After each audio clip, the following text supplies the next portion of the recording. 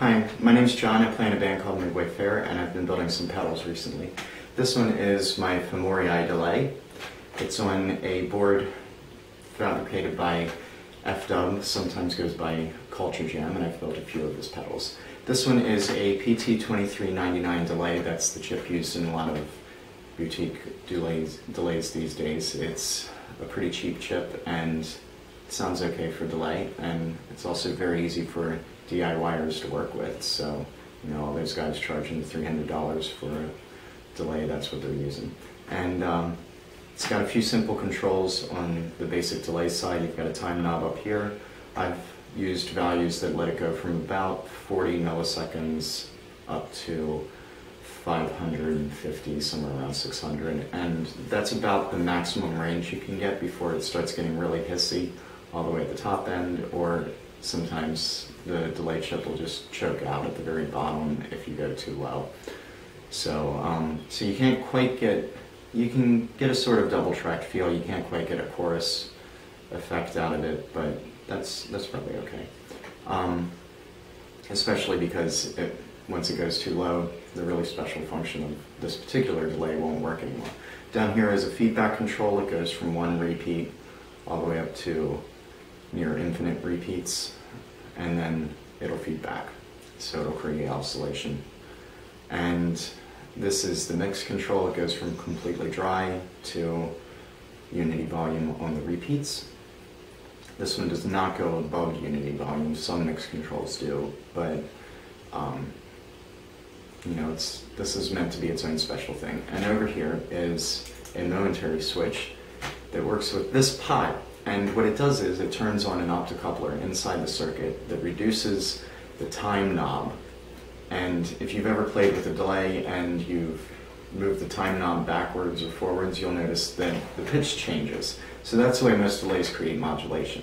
They use what's known as a low frequency oscillator that makes a certain time and depth for the rate control, and it varies the pitch, and that'll give you some nice chorus effects. But on this one, it's manual, so you can control how fast or how slow the pitch change happens, and then you can get some nice warped tape sounds out of it. You can do some kind of more interesting things. I like to use it as a bit of a background noise maker to add some interest. I used it at 2 gigs last week.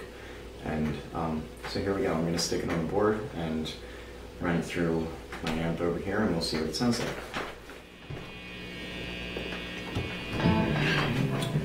So here's the clean signal, no delay.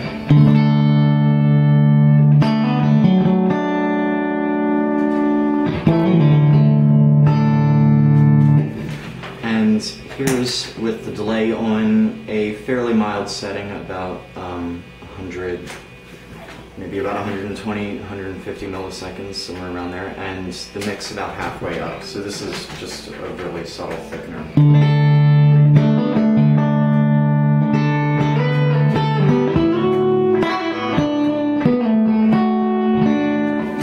And if you turn the repeats up, you can get something a little more like reverb. Let me turn the reverb off on the amp.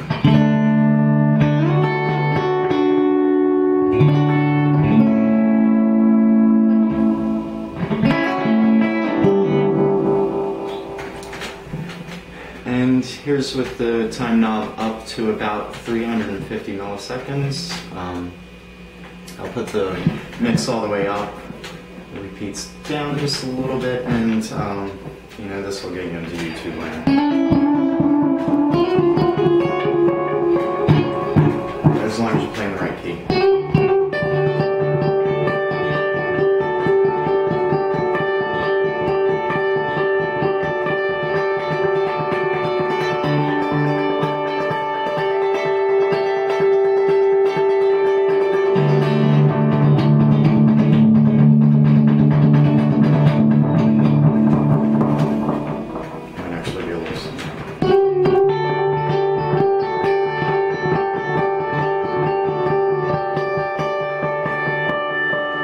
So yeah, the repeats aren't super bright.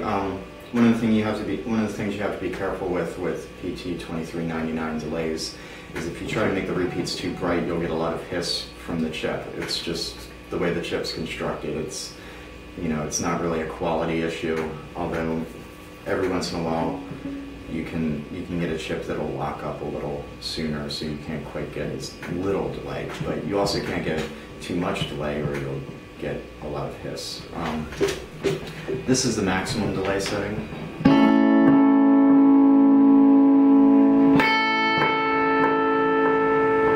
And I did expand that a little bit from Culturejam settings, so you can hear a little bit of signal degradation, but I don't mind. I kind of like some lo-fi sounds. And you can hear that some of the repeats are a little telephonic.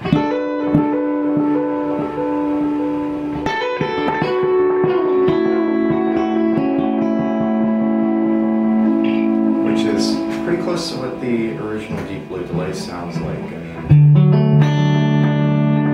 like I said, the core of this circuit is the Deep Blue delay.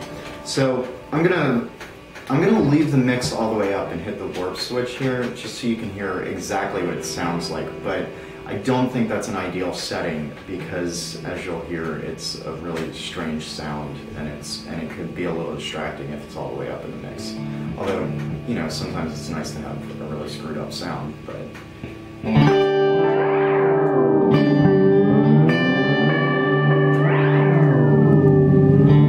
So yeah, I mean the swing up in pitch is a little fast, and then you can control the speed of how slowly it goes back up. So I like to set it pretty low in the mix when I use this pedal, and I find it makes a really good background sound. The primary delay on my board is an El Capistan, which is digital, and it's a tape emulator, and it can do really clean repeats. So I like to use that one for that. But I like to have a second delay on my board as sort of ambient thing. So.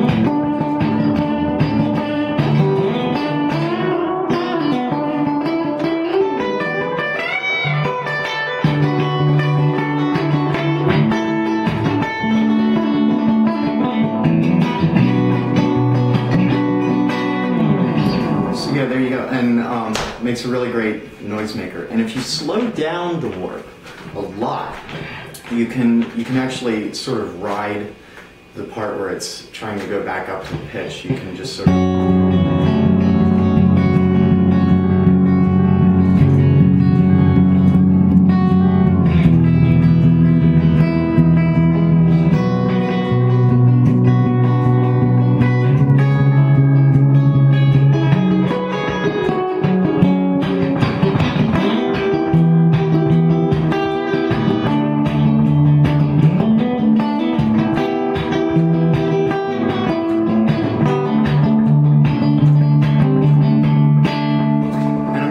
Second delay, because I also think it's nice to have a second delay in the mix. If you're going to use one as, I've got this one set at, I've got the El Capistan set at Unity, and I'm going to make the repeats really bright and turn off all the modulation on it. So this is just a really clean repeat.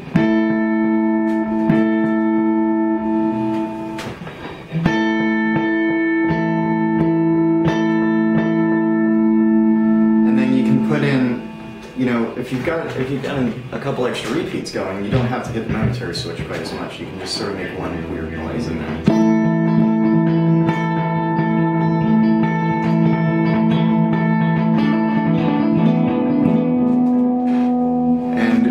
Really fancy with both feet, you can do sort of like volume swells.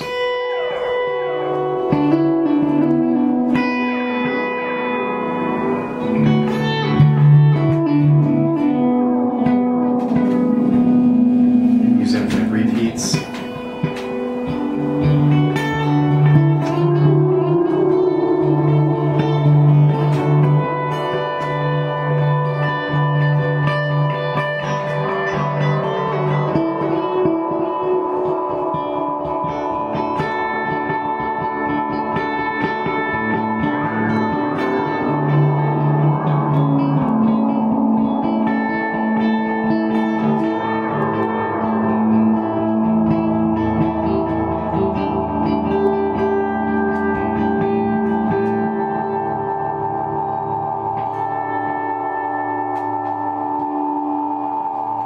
If you've got infinite repeats going, you can modulate the pitch all you want. It'll, you know, because it'll pretty much last forever.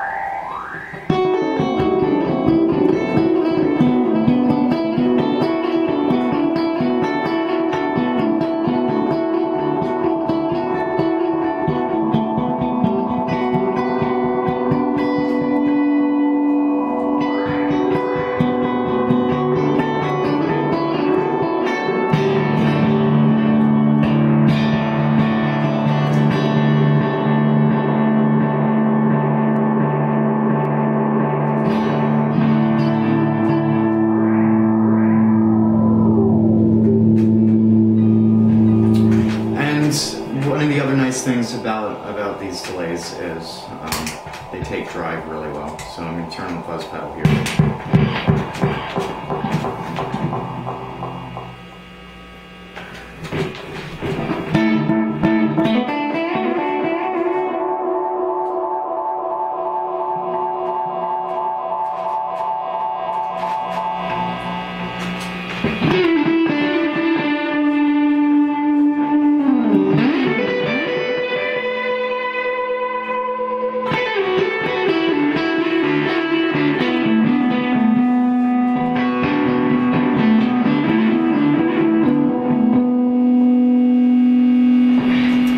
I'm not going to annoy my neighbors too much. So that's the Femorii Delay.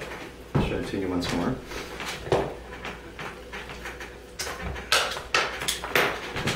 And I don't know if Culturejam still has any boards from this. I'd actually like to get another one from him, except he's working on a different pedal that's based on this, except it uses the LFO from the tremulous loon, which, and then, you know, it'll do this automatically. It sounds really cool. It's got a nice watery effect. But I really like this one. I really thought this was a very good idea and thinking outside of the box.